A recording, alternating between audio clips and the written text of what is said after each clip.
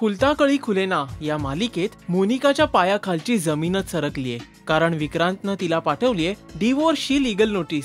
पण या घटनेनंतर मानसी विक्रांतवर कमालीची संतापलेली असते. तिच्या म्हणण्यानुसार विक्रांतनं मोनिकाबद्दल केलेल्या संभाषणाचा दुरुपयोग केलेला असतो, पण विक्रांत तिला स्पष्ट करतो की मी काहीच चुकीचं वागलेलो नाही. त्याच वेळी विक्रांतची आत्या मानसीकडे मोनिकाच्या प्रकृतीची चौकशी करते. मानसी कुठेही जाणवू देत नाही की विक्रांतनं पाठवलेल्या डिवोर्स नोटीसवर मोनिका सध्या किती तणावात आहे.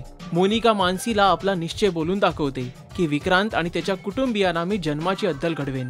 पण विक्रांतच्या या कृत्याला मानसीची साथ असल्याचा आरोप ती करू लागते आणि आपला रोष प्रकट करते. मधुकाका घरी सर्वांना आनंदाची बातमी देतात की गावाकडे असलेल्या आपल्या जमिनीच्या केसचा निकाल आपल्या बाजूंनी लागलाय. कोर्टात केस जिंकल्याचं दळवी कुटुंबियांना कळताच घरात एकच आनंद पसरतो आणि सर्वजण तो सेलिब्रेट करण्याचं ठरवतात. विक्रांतच्या आयुष्यात येणाऱ्या चढउतारांमध्ये त्याला कोणाची साथ मिळणार?